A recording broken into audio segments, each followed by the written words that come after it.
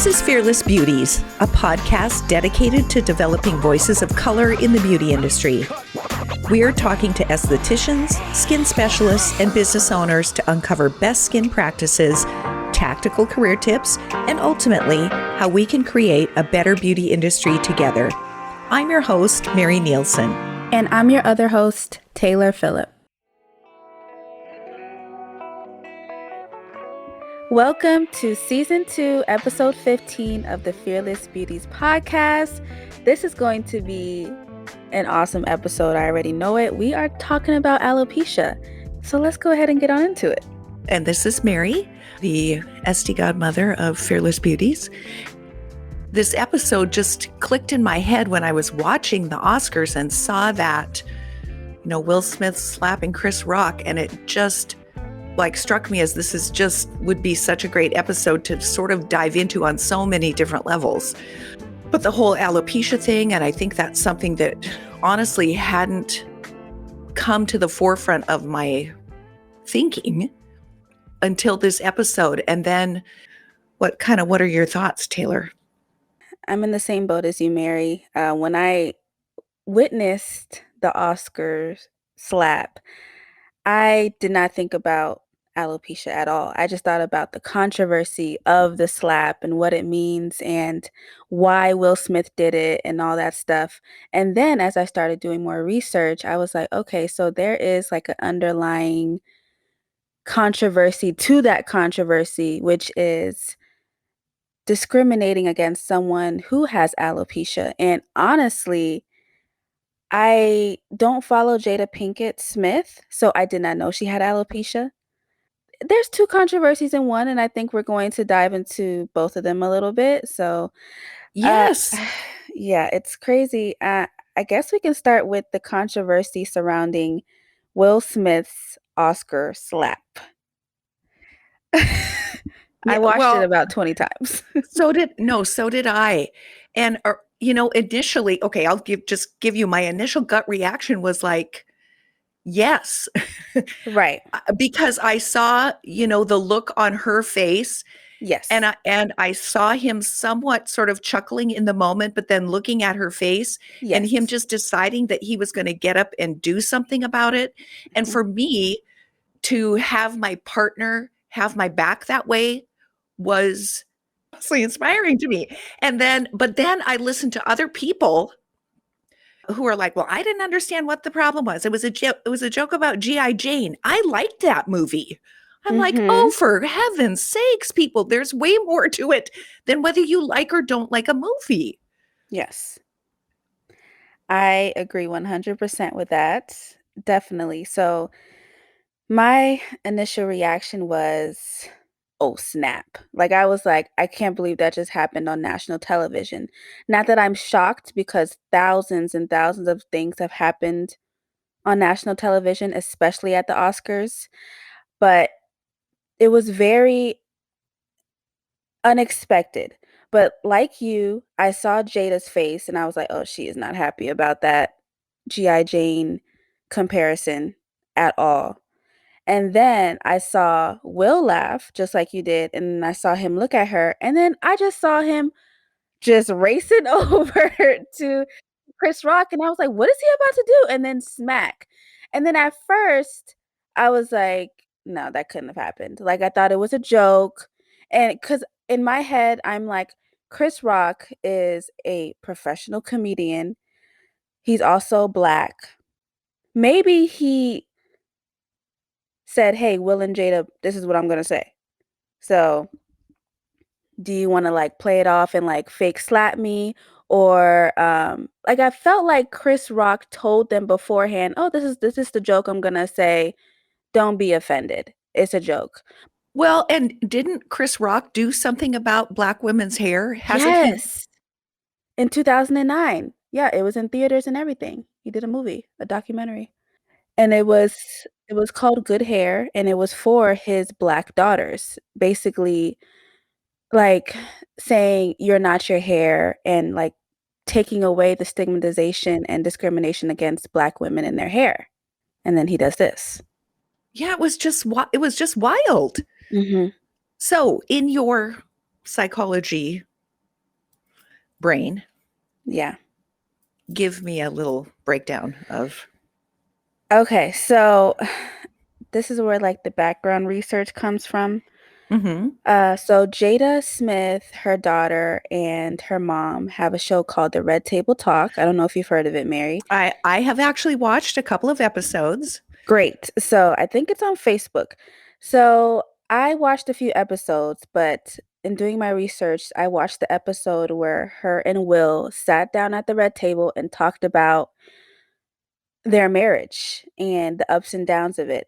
And so, from a psychological point of view, I think, to make a long story short, that Will Smith slapped Chris Rock, but it was a subconscious slap to Jada. Oh, I think wow. that the embarrassment that Jada has caused, not only Will, but their marriage, especially their marriage of what, over 25 years, they're known as the black couple in social media that has stuck together, made things work, strong black couple. A lot of couples look up to them. I think that Jada stomped on their marriage, if I'm being completely honest. And I think that it was a very public embarrassment to Will. If you see the episode, she was very selfish and just like unapologetic to her infidelity. Although her and Will Smith decided to separate, Will Smith said that they were separating so that Jada can find her happiness because she was not happy in the marriage. Just saying that she was not happy in the marriage for a long time in front of him in public is a slap in the face, which is no pun intended, Yeah. right? It's a Yes. slap in the face. And you Well, can especially because he's such a likable, I don't know what he's like off camera, but he always exactly. plays extremely likable characters. I had just watched the him being I watched the movie where he's the father of the Mhm. Venus and Serena and was like so, oh He's my amazing. gosh. Yes. Absolutely amazing. And like of course he's like a TikTok personality now and he just makes people laugh and he's very positive.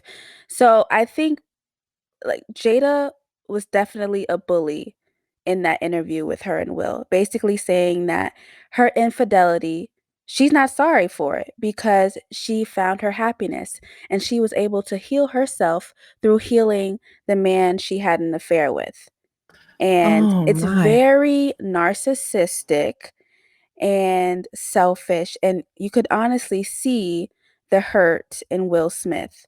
Like he was playing it off, joking it off like he usually does.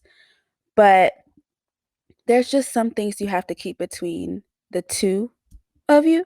And it kind of showed everyone how Jada is and how done she was with the marriage, but also coming back to the marriage and like, oh, okay, I did this, it's over with, let's move on. But honestly, if the tables were turned, they probably would have gotten a divorce or something. It would have been a lot more Yeah. serious. So, okay, so that's the background. And that's why I think Will Smith slapped Chris the way he did because honestly, he's embarrassed. He's like, okay, this woman has put me through the ringer for years now with her open affair and not really apologizing about it.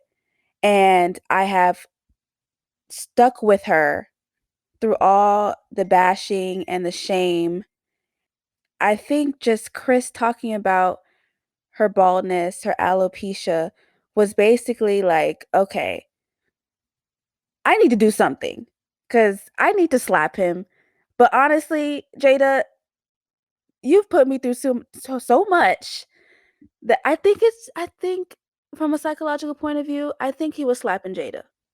I can totally buy into that. But also, I am a little bit dumbfounded with the Academy's uh, their decision about banning him and all of this stuff, and they're going to do an investigation. And I'm like, what investigation is there to do? Mhm. What is there to investigate? Everyone saw it on TV. They've got film and footage. What more is there to investigate? Well, I think that's where racial discrimination comes in as well. Apparently, there's been other situations like this that happened in the Oscars. I saw an article where there were like 5 other incidents before this one at the Oscars, and there wasn't very much punishment. And of course, people are saying it's because Will Smith is black and the other actors and actresses were white. And that Will Smith is just getting a lot more a slap on the wrist because he's black, and the fact that you're basically in a situation where it's white ruled, if I could say that. Like you're at the Oscars, you have to conduct yourself in a certain way because you're being looked at. Oh, And absolutely. When you look at the number of awards that come out, and just like there's underrepresentation with women, it's also with people of color getting any kind of recognition for the work that they do. of course, yeah. I Yeah, saw that so there was a statistic that for 2 years straight, there were no black nominees for the Oscars. So just that statistic alone tells you that people of color are underrepresented. Underrepresented, I can't say that word, but yeah, it's a fact.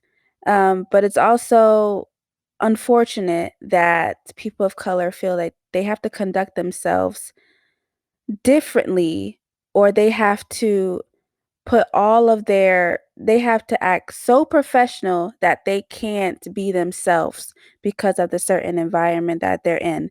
And I think Will Smith understands that he's been an actor, comedian for years and years and years. So I think he gets that, but I also think there's a certain point where you can no longer hold it in.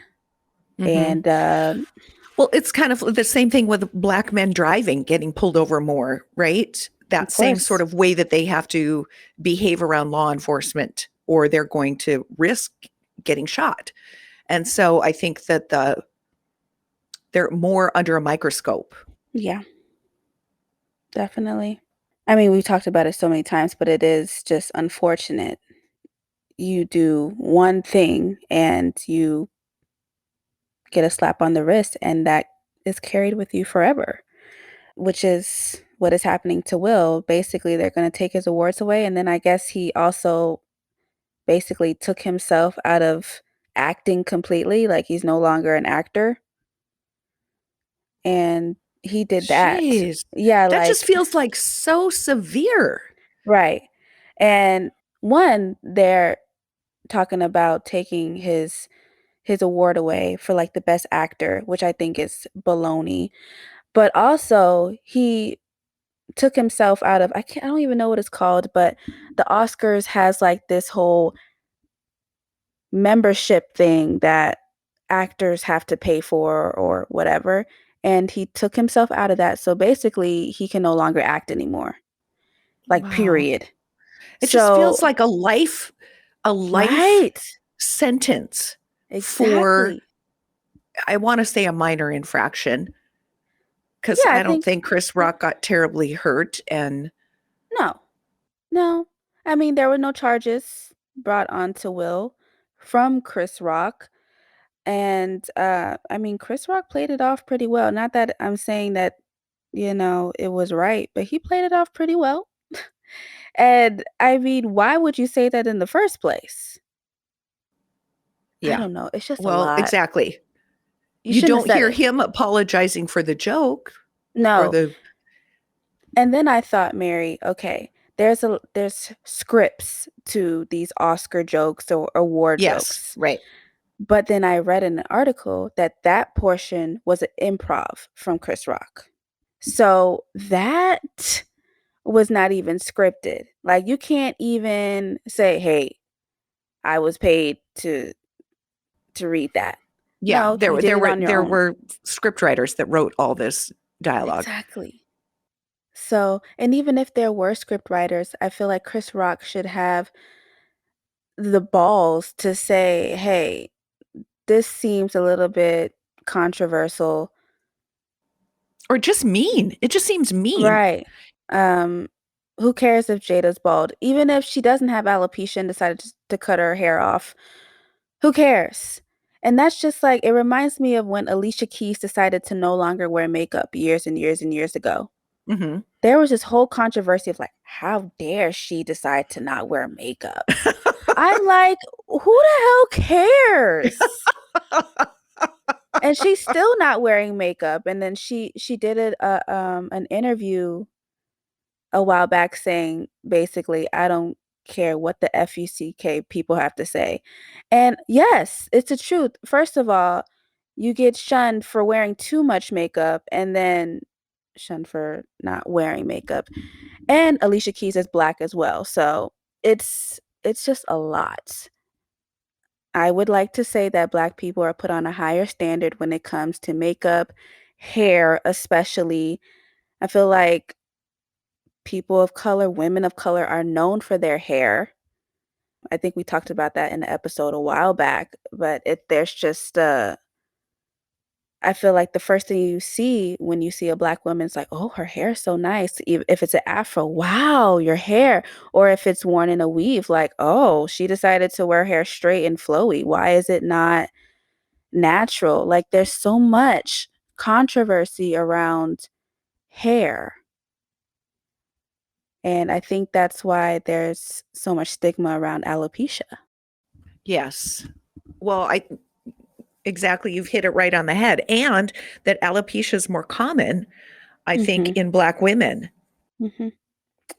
Yeah, my aunt has alopecia, which is I'm not going to say crazy, but it is crazy in the fact that we're talking about this episode today and my aunt has alopecia, my mom's sister, and I've seen her gradual like hair loss throughout the years. I mean like several years, like 10, 15 years. Like it started her I think I wrote it down somewhere, but she has what Jada has cuz there's apparently like 10 different types of alopecia, and my aunt has alopecia areata. Areata. Areata, thank you. Where basically she has just significant bald spots in random places in her head. And that's how she loses it. It's just huge. Like you can't hide it. Yeah. And so I think 3 or 4 years ago she just decided to cut it all off. She's now bald and she wears wigs when she wants to.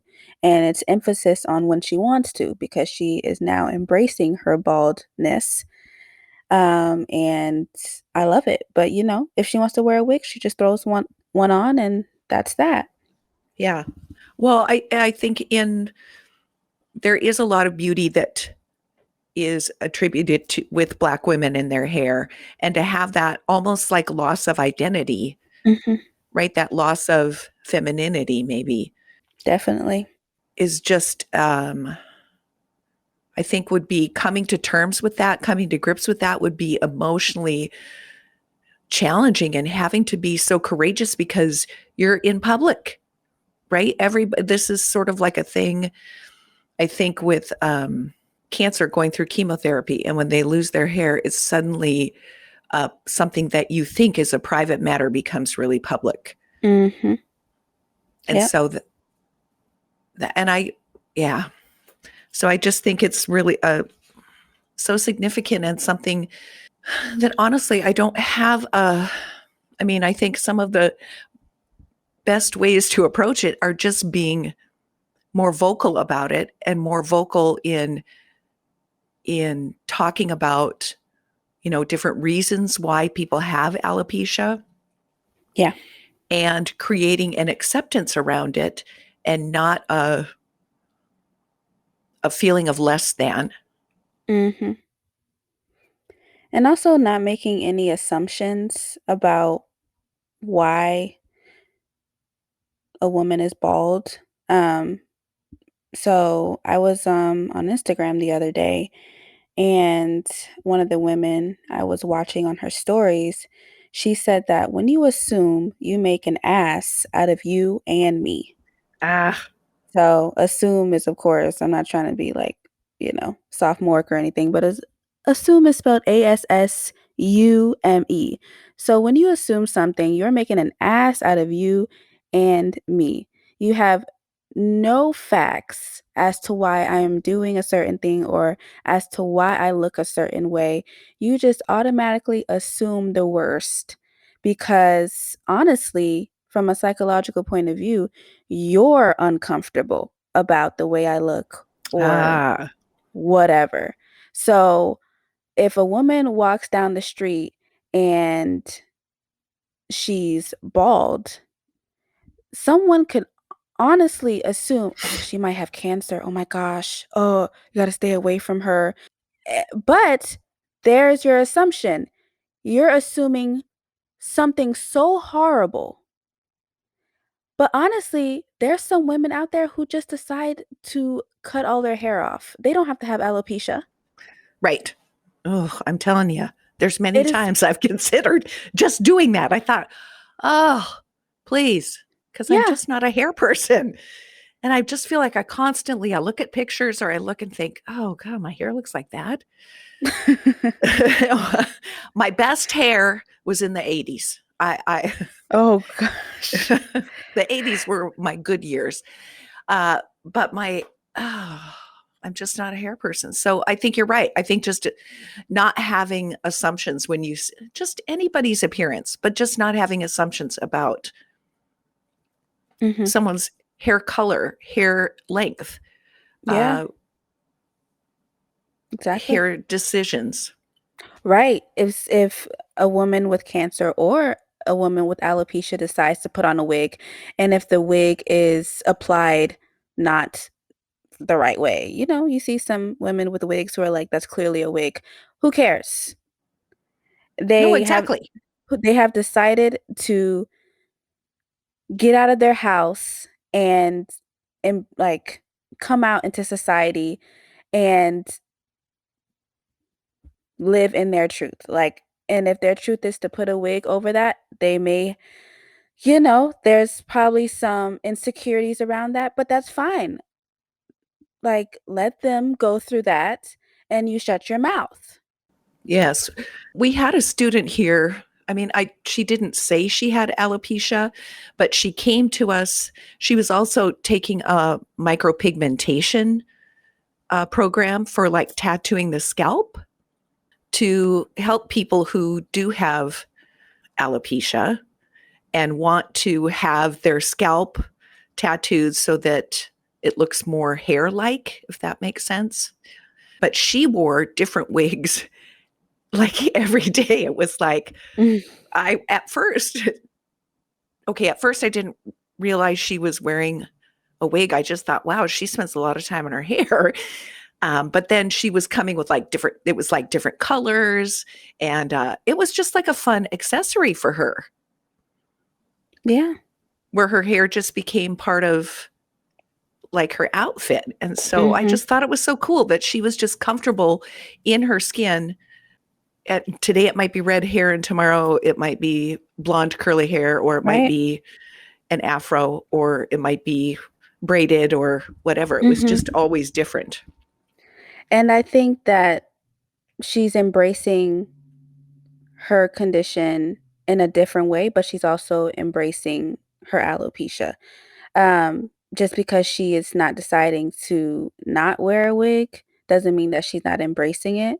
I I just think that we all embrace things differently and we all own it differently, and I think that's fine. And sometimes because I am human and I automatically go to my assumptions, I automatically put myself in that person's shoes. And I'm Mm, like, how difficult it must be to have your whole life change, basically. Like, you go from having all this hair to just having nothing like that. It hurts. I couldn't even imagine losing my hair because if I did, it would probably take some time for me to deal with that. So I just put myself in other shoes, and would I wanna be confronted about it, or would I wanna be looked at a certain way because of the way I decide to wear my hair? No, I would not. I would not want to be looked at or judged. Yeah, Well, that's and you think about how hard it is for kids who have, the a little bit of research is that some alopecia is an autoimmune disease. Your body's attacking your hair follicles. And so to be a child, middle school, high school, Mhm. when that blending in, looking like all your friends is so important. I think I read this article, um, written by a comedian. His name is Jeff Ross, and he has alopecia. And he mentioned that there was a middle schooler who had alopecia, and she killed herself because of the Oh, bullying. Yeah. And I believe that's when he decided to basically make fun of the stigma. And it's easy for him to make fun of it because he has alopecia. But he said that making light out of the situation helped a lot of people with alopecia heal, because people simply do not want to cry about it all the time, but they want to start embracing it and not allow their baldness to define who they are on the inside. So I like that take on it. well, and I think having people, I mean, like Jada, who granted she's narcissistic, but she's still a celebrity, and there are people that look up to her, Yeah, and having her be willing to come forward, just like this comedian coming forward, so that it can be seen in the larger community as not something that's shameful, right. I think is important. Yeah, and that's like kind of like a strategy for normalizing alopecia. It's I think Alina and I talked about it when we discussed disabilities, like making it normal by marketing women and men with alopecia, like putting Mm, them on magazines and mm, marketing campaigns and beauty campaigns, like whatever the case may be, because they are still people and they are still beautiful. yes. Um, your hair doesn't define you. So I just think, not hiding it is first, and reaching out to women and men with alopecia, allowing them to tell their story so that you can become more knowledgeable would Yes. would be helpful. And then, putting them on some marketing Yeah. campaigns. Like, I'm sure they would love that. Getting brands to recognize Right. Exactly. that And version of beauty. Yeah. right. I like that you say version of beauty because there's no standard of it, even though the world seems to think there are. There's no standard of beauty. Like, you don't have to have long flowy hair, or as we spoke about when we talked about Korean beauty, you don't have to have pale skin and slanted eyes and uh peachy lips. Like, you don't have to have all that to be beautiful. You're beautiful because that's how you were made. Whether you have no hair, whether you have no eyelashes, like Whoopi Goldberg has no eyelashes and she rocks it. So Oh, I didn't know she that. yeah, oh, she hasn't had eyelashes since the 90s, I promise you, like, the 80s probably, like, she has no not eyelashes, I'm sorry, no eyebrows. She has Oh. no eyebrows, like, she don't even try to draw them in, okay? She don't care, um, and she just embraces it. So, Well, I yeah, love it. I do as well, and this is just another episode where I have learned a lot. And I'm starting to, when I go on Instagram, I start to look at women with alopecia and follow them. Alina says that a lot in the podcast, like follow these people or these influencers with disabilities, with alopecia, because it kind of helps you become more knowledgeable, and it also helps you to respect those people. not as something completely different, but just as people. Yeah. And yeah, so I absolutely love it, and I'm learning a lot. Well, absolutely. Even though Alina's not here with us today, I think that we can pull her advice in and say, yeah, follow these people on social media, educate yourself, and create a new normal. Yes, absolutely. I love that. So I think we pretty Yeah. much hit the nail on the head on this one, Well, I think Mary. we've kind of covered it all, but yeah, it's just nice to have a chat with you. Yes, it's been a while. I know. And just talking about a topic that I think is important and something that we need to, use our voices. Yeah, definitely. I think that's kind of what we love to do here on the Fearless Beauties podcast. We like to bring things to the forefront, be a little controversial, but also be a little bit, helpful and kind of make a new normal. Yes, So agreed. yeah, I love it. As always, you can follow us at Fearless Beauties on Instagram and Facebook, fearlessbeauties.com. You can follow me, Taylor, at Taylor Budgets. You can follow me at your SD Godmother, and you can follow Alina at True Skin Beauty. True Is True it? Skin Lab. True Oh, Skin True Skin Lab. Lab. Yes, I knew that. I get the lab part. I think there's a lab in there, but where do I put it? True Skin Lab. Yeah. Okay. All right, you all. Thank you all so much for listening, and we'll see you in the next episode. Okay. Bye. Thank you for listening to Fearless Beauties, a show dedicated to elevating voices of color in the beauty industry. I'm your host, Mary Nielsen. And I'm your other host, Taylor Phillip. Until next time, keep educating yourself, remember to stay open, and be fearless in the pursuit of creating a better, more inclusive world.